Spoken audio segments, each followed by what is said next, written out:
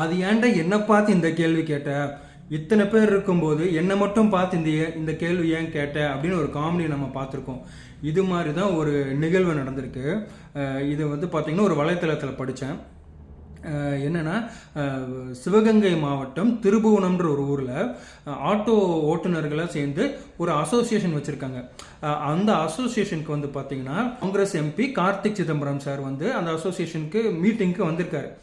அவங்களுக்குள்ள ஒரு டிஸ்கஷன் நடந்திருக்கு. அவங்களோட நிறை குறையெல்லாம் ஒரு கலந்துரையாடல் நிகழ்ச்சி ஒன்று ஏற்பாடு பண்ணி நடந்திருக்கு. இந்த நிகழ்ச்சி என்னைக்கு நடந்துச்சுன்னா 25/2/2024 25 to 2024 நேற்று வந்து இந்த நிகழ்ச்சி நடந்திருக்கு.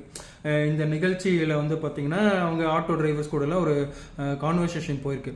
இந்த கான்வர்சேஷன் முடிஞ்சதுக்கு அப்புறம் வந்து பார்த்திங்கன்னா அந்த ஊர் பொதுமக்கள்லாம் வந்து எம்பி கிட்ட மனு கொடுத்துருக்குறாங்க. அவங்களுக்கு என்னென்ன தேவையோ என்னென்ன உதவி வேணுமோ அப்படின்னு சொல்லி எல்லாரும் மனு கொடுத்துருக்குறாங்க. அப்போ ஒவ்வொருத்தராக வரும்போது ஒரு பாட்டி வந்து ஒரு உதவி கேட்டிருக்காங்க. அந்த உதவி கேட்டது வந்து பார்த்திங்கன்னா அவருக்கு ரொம்ப கடுமையான கோபம் வந்து வந்துருச்சு. என்னன்னா, இதில் நம்ம கவுண்டமணி சாரும் செந்தில் சாரும் கோவப்பட்டு கவுண்டமணி சார் வந்து செந்தில் சாரை அடிப்பாங்க. இவர் அடிக்கலாம் இல்லை, ஒரு கடுமையான சொற்களில் வந்து பார்த்திங்கன்னா அந்த அம்மாவை வந்து கொஞ்சம் கோபமாக பேசியிருக்காரு. என்னன்னா, யார்கிட்ட என்ன கேள்வி கேட்கணுன்ற ஒரு வரைமுறை இருக்குது. இந்த அம்மாவுக்கு அது தெரியல.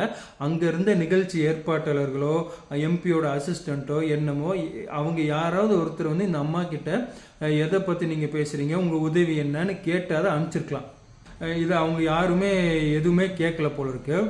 என்னன்னா, இந்த அம்மா போய் அவர்கிட்ட எந்த கேள்வி கேட்டால் அவருக்கு கோபம் வருமோ இந்த அம்மாவுக்கு தெரியாது. அவர் எக்ஸாக்டாக அவங்களோட பொசிஷனு, அவங்க பொலிட்டிக்கல் என்ன பேக்ரவுண்டு, இது எதுவுமே இந்த அம்மாவுக்கு தெரியுமா தெரியாதான்னு தெரில. சரி, நமக்கு ஒரு உதவி வேணும், இவர்கிட்ட கேட்டால் வந்து கிடச்சிரும் அப்படின்ற ஒரு நம்பிக்கையில் போய் கேட்டிருக்காங்க. இந்த அம்மா இப்போ என்ன கேட்டிருக்காங்கன்னா, அயோத்தியில் இருக்க ராமர் கோவிலுக்கு நான் போகணுங்க, அதுக்கு நீங்கள் உதவி பண்ணுங்கன்னு கேட்டிருக்காங்க. அவருக்கு பயங்கரமான கோபம் வந்துடுச்சு. என்னென்னா, அயோத்தியில் இருக்க ராமர் கோவில் யார் இப்போ ஓப்பன் பண்ணாங்க என்னன்னு நம்ம எல்லாத்துக்குமே தெரியும். வந்து அந்த கேள்வி வந்து கொஞ்சம் எரிச்சல் இடைய வச்சுருக்கும் போல இருக்கு. அதுக்கு தான் அந்த அம்மாவை போட்டு கொஞ்சம் கோபமாக பேசிட்டு என்ன சொல்லியிருக்காரு, உள்ளூரில் இருக்கிற கோவில் பிள்ளையார்பட்டி மடப்புறம் இந்த கோவிலுக்கெல்லாம் போய் சாமி கும்பிடுமா போமா அப்படின்னு சொல்லிட்டு அவர் அங்கேருந்து கிளம்பிட்டாரு. எம்பி போனதுக்கப்புறம் பார்த்தீங்கன்னா நிகழ்ச்சி ஏற்பாட்டாளர்கள் எல்லாருமே போய் அந்த அம்மாட்ட கேட்டிருக்கேன், என்ன நடந்துச்சுன்னு கேட்டிருக்காங்க.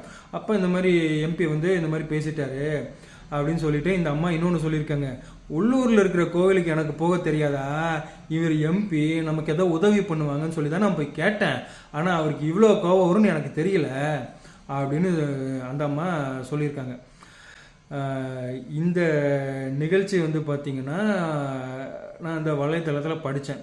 ஸோ எனக்கு என்ன தோணுச்சுன்னா, முன்னாடி ஒரு பழைய சம்பவம், நம்ம எம்ஜிஆர் வந்து பார்த்திங்கன்னா சிஎம் ஆகிறதுக்கு முன்னாடி ஒரு நிகழ்ந்த சம்பவம் ஒன்று பார்த்திங்கன்னா என்னென்னா, இந்த மலைக்கல்லனும் அவங்க அப்பாவும் வந்து நம்ம எம்ஜிஆரை மீட் பண்ணுவாங்க. அப்போ அவர் வந்து பார்த்திங்கன்னா அந்த மலைக்கல்ன்ற பேர் வந்து ஏன் பையனுக்கு வச்சிங்கன்னு சொல்லி கேட்டுட்டு ஒரு 100 ரூபா, முழு 100 ரூபா அப்படியே கொடுப்பார் அவங்கக்கிட்ட. அதை வந்து பார்த்திங்கன்னா அவங்க வீட்டில் போய் அவங்க ஊருக்கு போய் எம்ஜிஆர் கிட்ட 100 ரூபா வாங்கிட்டோன்னு சொல்லிட்டு பார்த்திங்கன்னா அந்த 100 ரூபாவை செலவே பண்ணாமல் அப்படியே அந்த 100 ரூபா வீட்டில் ஃப்ரேம் போட்டு வச்சுட்டாங்க.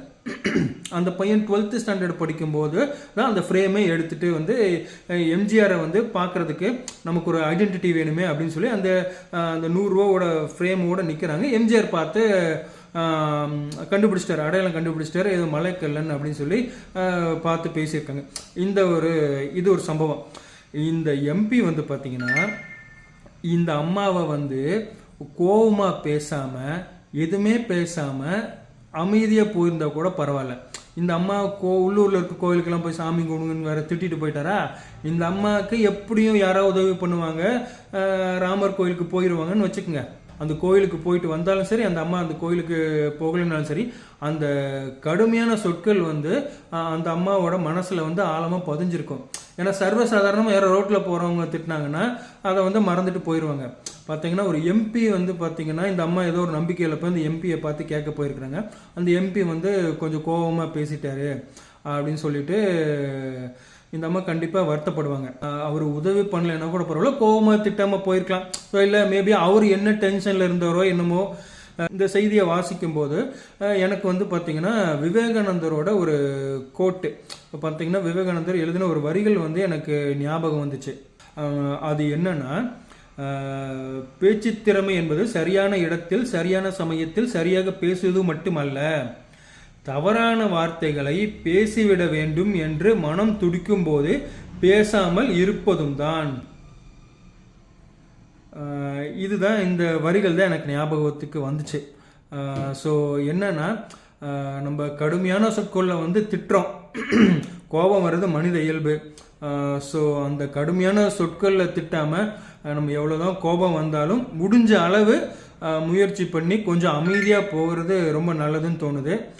இன்னொன்று, நம்ம கோபம் ஏற்படுத்துகிறவங்கள பொறுத்தும் அது மனித இயல்பை மீறின கோபங்கள் வந்துச்சுன்னா அதுக்கு வந்து நம்ம ரிப்ளை பண்ணி தான் ஆகும். ஸோ இந்த நியூஸ் நான் படிக்கும்போது இதுதான் எனக்கு ஞாபகத்துக்கு வந்துச்சு. அதை தான் நான் இப்போ ஷேர் பண்ணியிருக்கேன். தேங்க்யூ. நெக்ஸ்ட் வீடியோ இதோட பெட்டராக சிறப்பாக நாங்கள் கொடுக்கறதுக்கு ட்ரை பண்ணுறோம். இந்த வீடியோ உங்களுக்கு பிடிச்சிருந்துச்சுன்னா நீங்கள் லைக் பண்ணுங்கள். இதை பற்றி கருத்து நீங்கள் தெரிவிக்கிறதா இருந்தால் கமெண்ட் செக்ஷனில் உங்கள் கருத்துக்களை நீங்கள் சொல்லுங்கள். ரொம்ப ரொம்ப எங்களுக்கு யூஸ்ஃபுல்லாக இருக்கும். எங்கள் கெட்டி முட்டி சேனலை நீங்கள் சப்ஸ்கிரைப் பண்ணுங்கள். அதுவும் எங்களுக்கு ரொம்ப ஹெல்ப்ஃபுல்லாக இருக்கும். தேங்க்ஸ் ஃபார் வாட்சிங். Thank you so much. மிக்க நன்றி.